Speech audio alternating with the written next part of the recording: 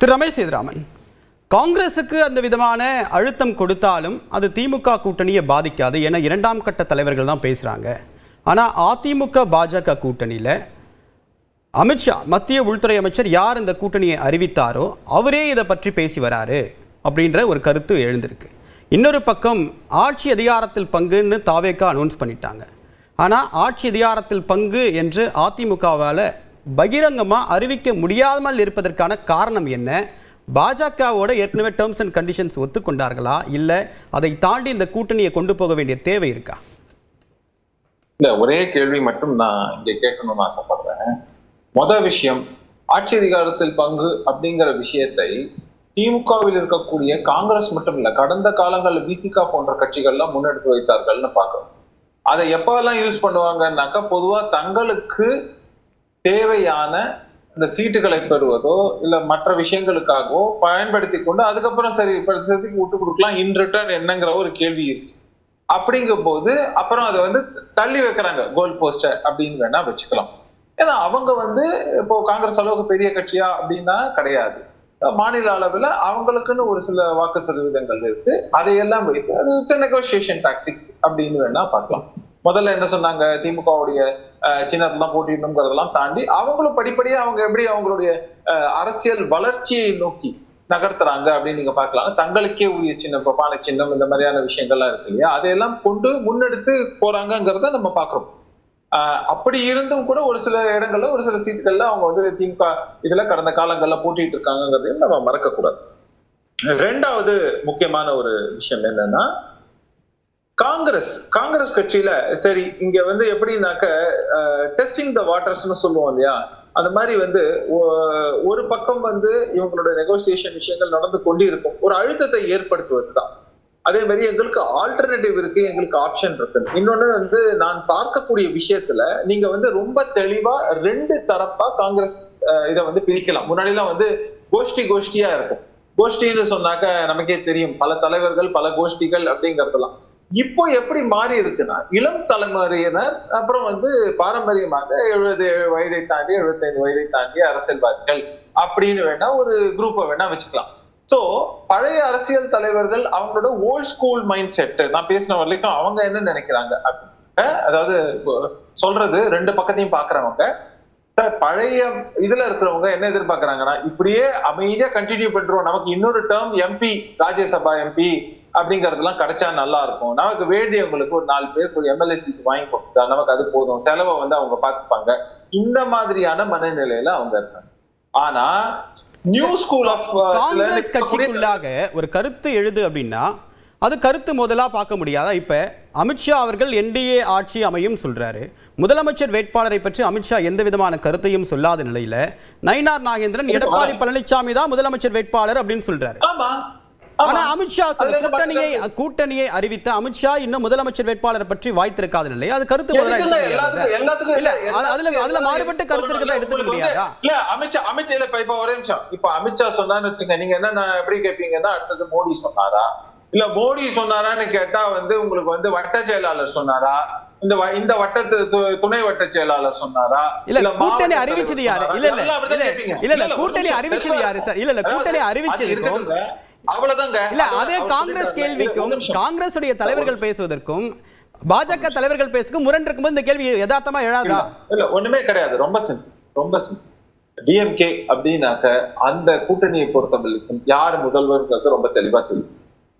அதிமுகன்னு வந்தா அந்த கூட்டணியை பொறுத்த வரைக்கும் யார் முதல்வர்ங்கிறது ரொம்ப தெளிவா தெரியும்.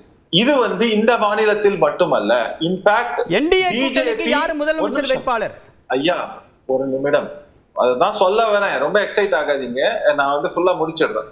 ஒரிசா மாநிலம் வச்சுக்கேன், இல்லைன்னா ஒரிசா மாநிலத்தை பாஜக எப்படி அவங்க இது பண்ணி அவங்க வெற்றி பெற்றாங்க அப்படிங்கறதெல்லாம் நீங்க பார்க்கலாம். ஆனால் பீகார் மாநிலத்தை எடுத்து நிதிஷுடைய கட்சியுடன் கூட்டணி வைத்த பிறகு நிதிஷ் கட்சியை விட அதிகமாக வாக்கு பெற்ற பின் நிதிஷை தான் முதல்வராக முன்னிறுத்தினார்கள்ங்கிறத பார்க்கணும்.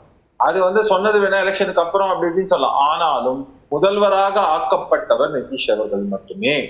இந்த மாதிரியான எந்தெந்த மாநிலத்துல எப்படி வேணுமோ, இப்போ தெளிவான ஸ்ட்ராட்டஜியை எங்கெங்க முன்னெடுக்கணுமோ அங்கெல்லாம் மிக தெளிவாக முன்னெடுக்கிறார்கள்ங்கிறத நீங்க ஞாபகம்.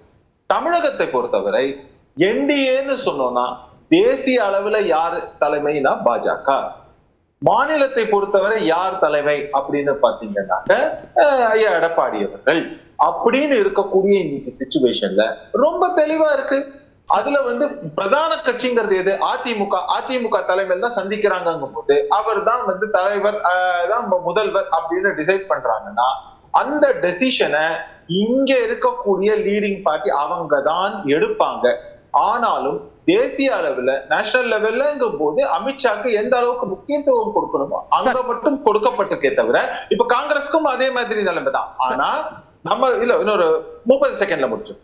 முக்கியமாக இருக்கக்கூடிய விவகாரத்தை பொறுத்தவரை இங்க கூட்டணி ஆட்சி அப்படின்னு சொல்றது நாட் நெசசரி. கூட்டணினா என்டிஏவா ஒரு தேர்தலை சந்திக்கிறாங்கன்னா அந்த கூட்டணி தான் ஆட்சி அமைக்க போகுதுன்னு சொல்றதை தவிர ஆட்சியில் பங்கா, அது அப்புறம் ஆட்சியில் பங்குன்னு சொன்னாக்க எத்தனை சீட்டு கொடுப்பாங்க, துணை முதலமைச்சர் கொடுப்பாங்களா, இல்லைன்னா எந்த வாரியம் கொடுப்பாங்க, எப்படி இவங்களுக்கு அலோகேட் பண்ணுவாங்க, இந்த மாதிரியாக கொண்டு போறதுங்கிறது ஒரு சார்பாக நம்ம இந்த டிபேட்டையே வைத்திருப்பது என்பது பொதுவாக ஒரு சரியான விஷயமா நான் சொல்றது இந்த டிபேட்டை சொல்லல, நான் சொல்றது ஜெனரலா ஃபீல்டுல வைக்கக்கூடிய டிபேட்டை சொல்றேன்.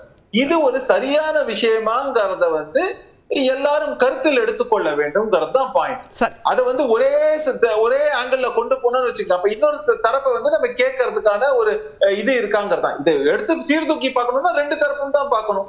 இப்போ நான் என்ன சொல்றேன், கடந்த காலத்துடைய சிச்சுவேஷன்ல இன்னைக்கு டிஎம்கே இருக்காங்களா, ஆன்டி இன்கும்பன்சி எப்படி இருக்கு, இன்னைக்கு அந்த வாக்கு சதவீதம் காங்கிரஸ் ஒருவேளை தாவைக்கா பக்கம் நோக்கி போகுமானால் அதுக்கு என்ன மாதிரியான சிச்சுவேஷன்? நீங்க இன்ஃபேக்ட் சொல்ல போனா இந்த மாதிரியான கேள்விகளை பத்தி இப்ப பிரவீன் சக்கரவர்த்தியோ மற்ற விஷயங்களை பத்தி ராகுல் காந்தி கிட்டே ஒரு சில கேள்வி வைக்கும் போது அவர் ஜஸ்ட் கடந்து போறாரு. அதுக்கு ஆம்னு சொல்லல, இல்லைன்னு சொல்லல. அப்ப நம்ம அது என்ன சொல்ல முடியும்? அதுக்கு ஒரு சும்மாவே நம்ம ஒரு இது கட்டி நம்ம சொல்லலாம் இல்லையா, அனுமானத்தின் அடிப்படையில் அவர் தான் இதை பின்னாடி இருந்து இயக்குகிறார், அவர் தான் இப்படி செயல்படணும்னு சொல்றான்னு சொல்லிட்டு போகணும். விஷயமாவே இல்ல அப்படின்னு கடந்து போறது ஜஸ்ட் லைக் இது கடந்து போக விரும்புறாரு அப்படின்னு எடுத்துக்க முடியாதா? அப்போ நீங்க இந்த தரப்புக்கு கடந்து போறாருன்னு எடுத்துக்கொள்ளலாம்னா அந்த சைட்லயும் அதே மாதிரியே ஸ்டாண்டர்டை மெயின்டைன் பண்றது கிடையாதுங்கிறத கேள்வி. அப்போ ஒரு தரப்புக்கு வேணும்னா கன்வீனியன்ட்டா நம்ம அதுக்கு ஒரு ஃபேக்டராவே கன்சிடர் பண்ணாம போறாரு. ஆனா இன்னொரு தரப்புல சொன்னா அமித்ஷா நின்னு பொறுமையா பதில் சொல்லி அதுல கமா புள்ளி துணை இது எல்லாம் போட்டு அவர் மொத்தத்தையும் அழகா தெளிவா சொல்லிட்டு அப்புறம் தான் அவர் மைக்க விட்டு நகர்ந்தாதான் நம்ம ஒத்துப்போம். இல்ல காங்கிரஸ் தலைவர்கள் யாருமே காங்கிரஸ் திமுக கூட்டணி ஆட்சி அமைக்கும் அப்படின்னு யாருமே சொல்லல. சரி, இது முதல் சுற்றுக்கு அடுத்து எடுத்துக்கிறேன், நம்ம அடுத்த சுற்றுல பேசலாம். திரு ஜெனரல், ஐஎன்டிஏ கூட்டணி நீங்க கூப்பிடல, இல்லன்னா ஐஎன்டிஏ கூட்டணி ஆட்சி அமைக்கும் தான் சொல்லுவாங்க. திமுக கூட்டணி தான் இங்க தமிழ்நாட்டுல கூப்பிடுறதுனால திமுக கூட்டணி ஆட்சி அமைக்கும்னு சொல்றாங்க. சரி, அதிமுகவை பொறுத்தவரை அதிமுக கூட்டணின்னு சொல்லப்படுறதுல என்டிஏ கூட்டணின்னு சொல்லப்படுது. அதனால என்டிஏ கூட்டணி ஆட்சி அமைக்கும்னு சொல்றாங்க. சரி சரி, திரு ஜெனரல் உங்க இணைப்பு துண்டிக்கப்பட்டது. நண்பர் ரமேஷ் சேதுராமன் பேசும்போது சொன்னாரு, நிதிஷ்குமாரை விட அதிகமாக வாக்குகள் வாங்கியதற்கு பிறகும் நிதிஷ்குமார் தான் முதலமைச்சராக்கணும் அப்படின்னு சொல்றாரு. ஆனா ஏக்நாத் ஷிண்டே தலைமையில மாநில சட்டப்பேரவை தேர்தலை சந்திக்கிறோம் அப்படின்னு அனௌன்ஸ் பண்ணது. ஆனா தேர்தல் முடிவுகள் வந்ததற்கு பிறகு ஏக்நாத் ஷிண்டேயை முதலமைச்சராக்கல, தேவேந்திர பட்னாவிஸை தான் முதலமைச்சர் ஆக்கியிருக்கிறாங்க. ஒண்ணு இது அறிவிச்சிட்டு நடக்காதது. இதற்கு முன்னால் அதே மகாராஷ்டிரால உத்தவ் தாக்கரே எனக்கு வாக்குறுதி கொடுத்தார்கள், ஆனா எனக்கு செயல்படுத்தலைன்னு சொன்னதுக்கு பிறகுதான் அவர் அதுக்கு எதிர்ப்பு தெரிவிச்சு அணி மாறி இந்தியா கூட்டணி பக்கத்துல வந்தார்.